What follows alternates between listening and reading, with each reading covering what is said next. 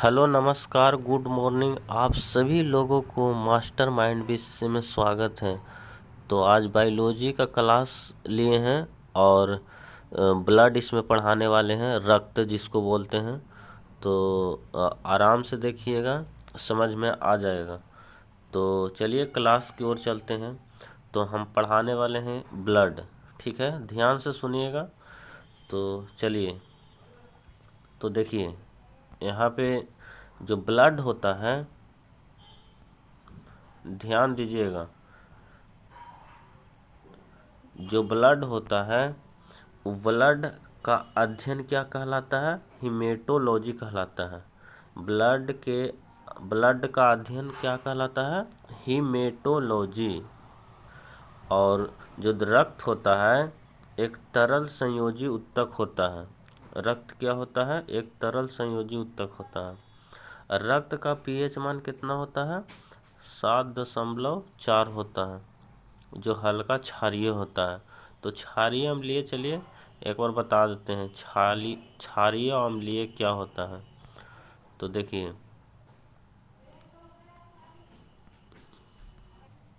देखिए, यहाँ पर पीएच स्केल हम खींच रहे हैं, इसको बोलते हैं पीएच स्केल।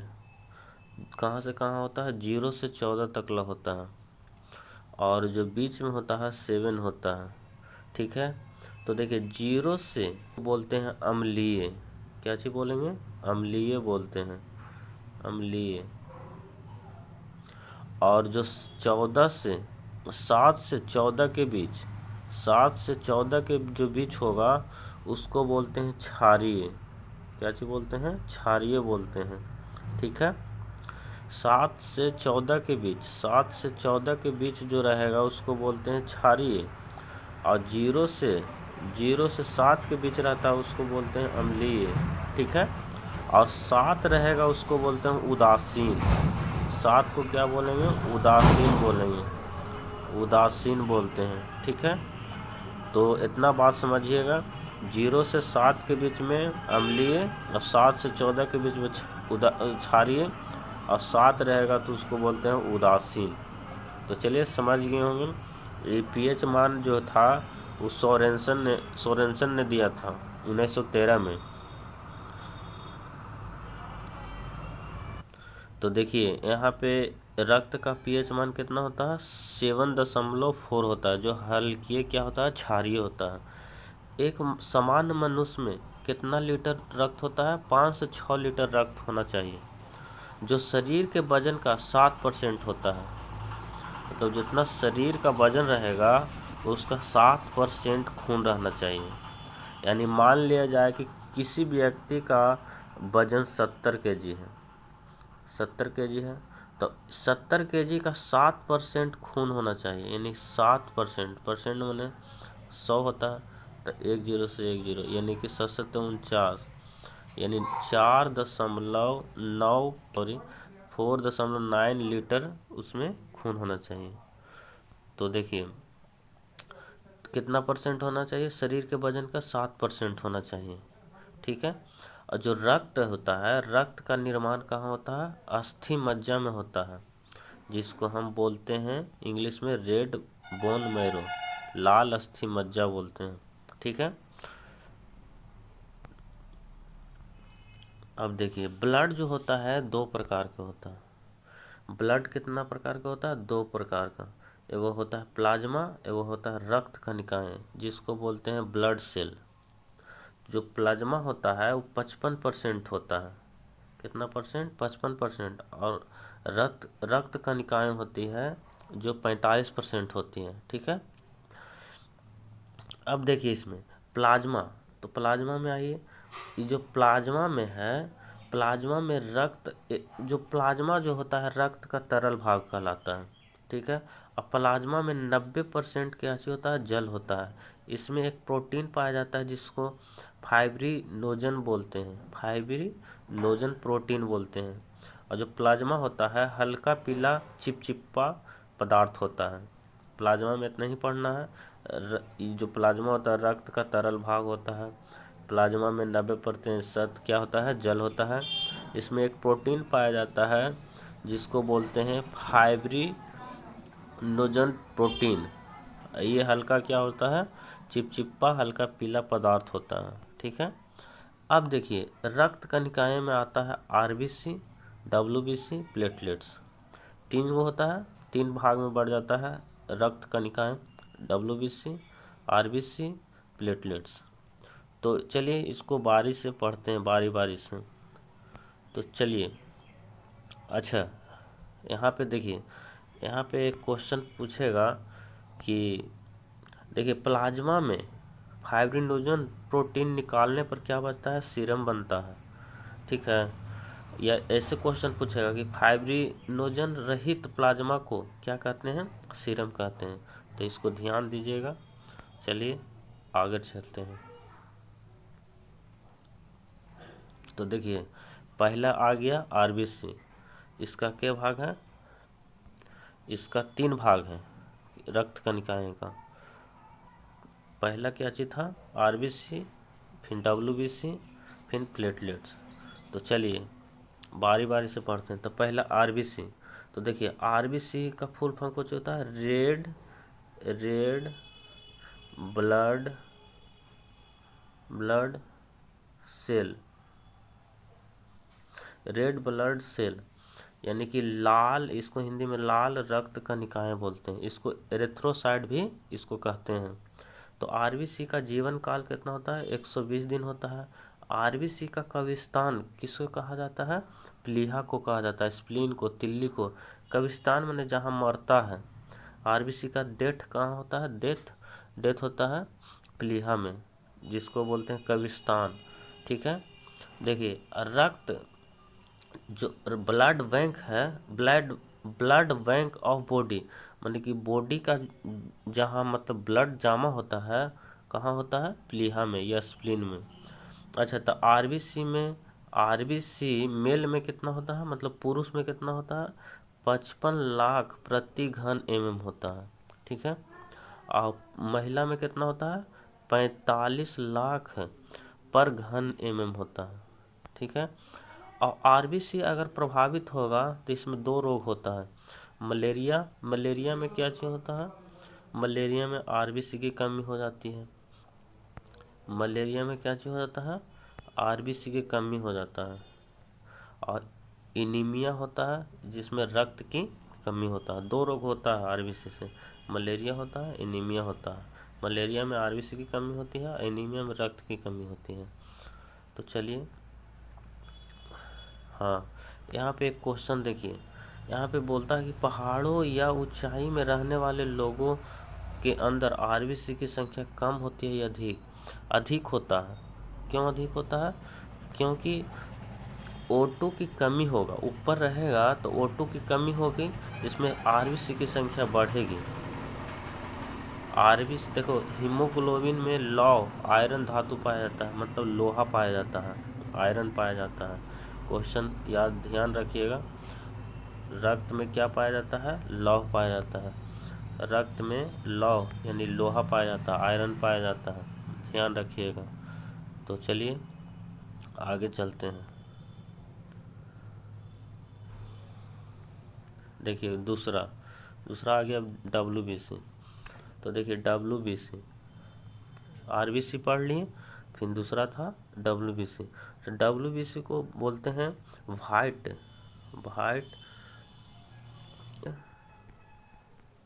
वाइट ब्लड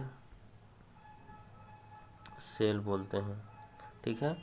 श्वेत रक्त कणिकाएं बोलते हैं, इसको ल्यूकोसाइट भी बोलते हैं। ठीक है।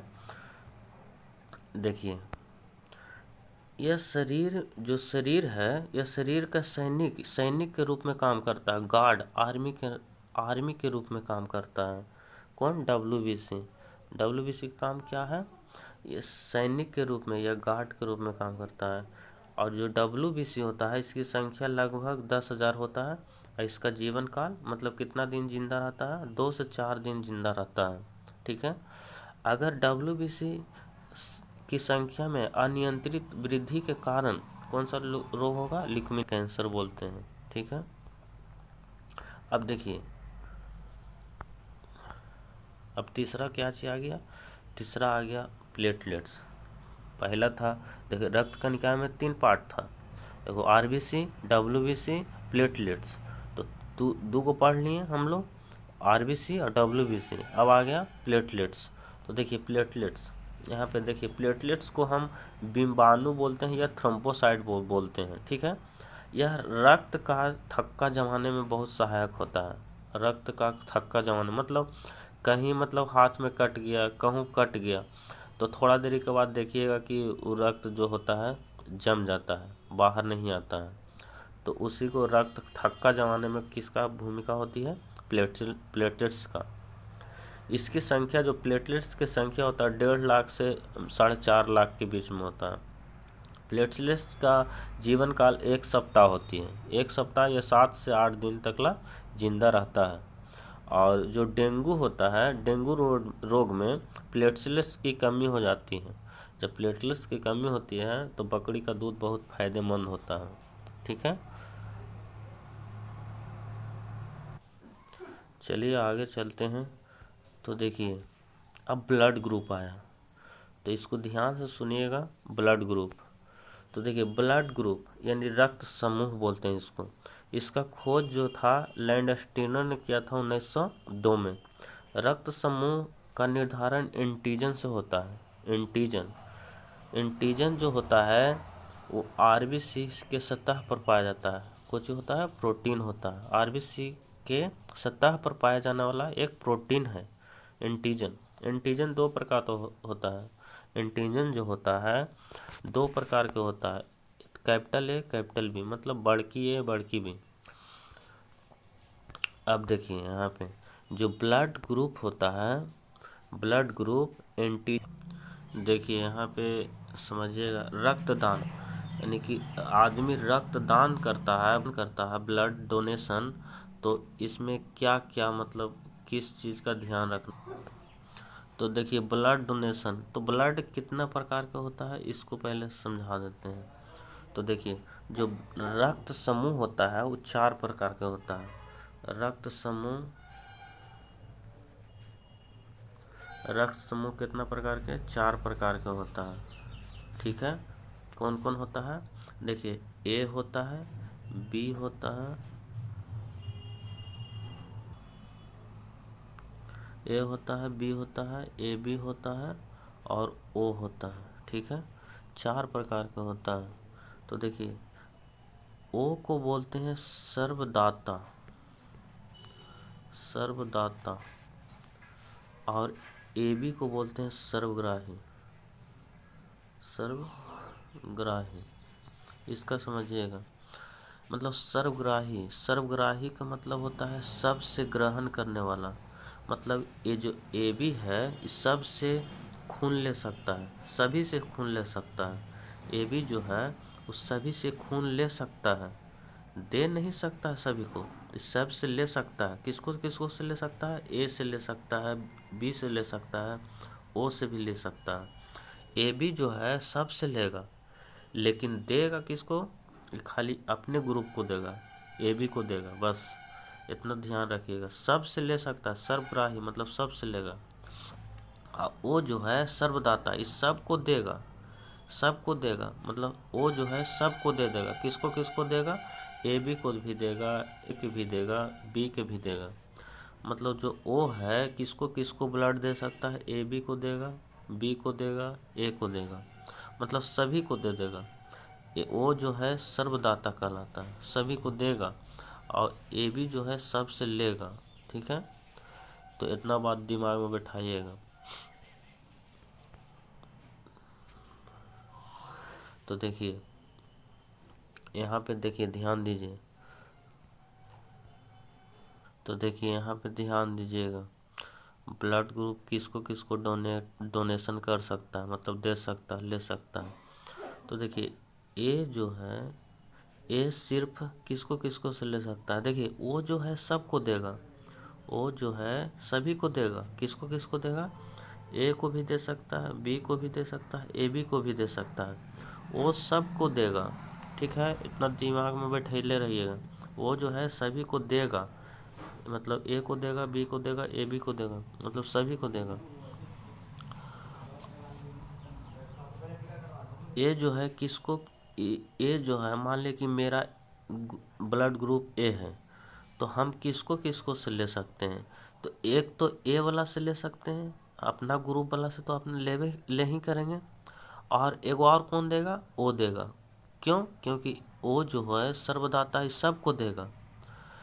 ए वाला मान ले कि ए हमको है ए ग्रुप, तो ए से तो लेवे करेंगे, और किसको से लेंगे, ओ से भी लेंगे, ओ सभी को देगा। इतना दिमाग में बैठाइएगा। अब बी ग्रुप वाला देखिए, बी ग्रुप वाला किसको से लेगा, बी ग्रुप वाला बी से तो लेवे करेगा। मान ले कि मेरा बी है, अब 20 वाला से तो लेवे करेंगे, फिर कौन देगा, ओ देगा। ठीक है, फिर ए बी, तो देखिए ए बी किसको किसको से ले सकता है, तो ए बी सब से लेगा। क्यों?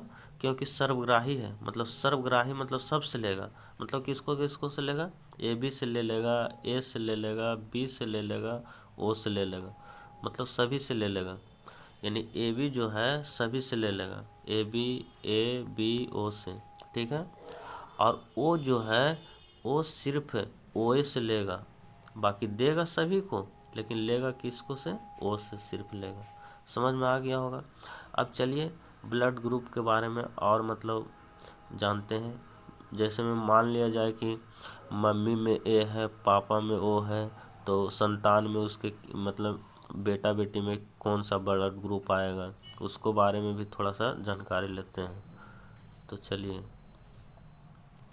देखिए, मान लेते हैं कि मम्मी में कौन ग्रुप है, ए बी ग्रुप है, ए बी है, और पिता में क्या है, पिता में मान लेते हैं ए बी है, दोनों में ए बी है। ठीक है, तो देखिए यहाँ पे दो भाग में बांट दीजिए, ए और बी, मतलब मम्मी में ए बी है और पिताजी में भी क्या है, ए बी, तो ए बी लिख दीजिए। संतान में कौन सा, मान लिया जाए, देखिए यहाँ पे हम क्या कहना चाह रहे हैं कि मम्मी में ए बी है ब्लड ग्रुप, पिताजी में ए बी है, तो बताना है कि संतान में कौन सा ब्लड ग्रुप होगा, मतलब बेटा बेटी में कौन सा ब्लड ग्रुप होगा। तो देखिए यहाँ पे मिलाना है, ए से ए मिलाइए, तो बताइए ए में, यहाँ ए है, यहाँ ए है, तो कौन सा ब्लड ग्रुप आएगा, ए आएगा, ए आएगा। और फिर ए में मिलाइए बी से, तो देखिए यहाँ ए है और यहाँ बी है, तो कौन सा ब्लड ग्रुप आएगा, ए बी आएगा, ए बी आएगा। और फिर इसको मिलाइए बी में ए से, तो बी में ए से मिलेगा तो ए बी होगा, तो ए बी होगा, ए बी। फिर बी में मिलाइए बी से, बी में बी से, तो बी बी यानी बी होगा। तो देखिए ब्लड ग्रुप कौन कौन ज़्यादा है, तो ए है, ए बी है, बी है, मतलब सबसे ज़्यादा इसका ब्लड ग्रुप कौन सा होगा, यानी ए बी जो होगा, ए बी दो जगह आया है, ए बी यहाँ है, दो जगह आया, यानी 50% ए बी होगा, यानी ए बी जो होगा संतान में 50% कोची होगा, ए बी आएगा। 50% मतलब आशा सबसे ज़्यादा कोची होगा, ए बी होगा, और 25% ए होगा, यानी ए होगा कितना, 25%, और बी भी कितना होगा, 25%। ठीक है, तो समझ गए होंगे, ऐसे बनाना है, और भी बताएंगे। अगर आपको इसी तरह की वीडियो चाहिए तो चैनल को सब्सक्राइब कर बेल आइकन को दबा दीजिए, ताकि वीडियो जब भी अपलोड करें तो सबसे पहले आप तक पहुंच पाए।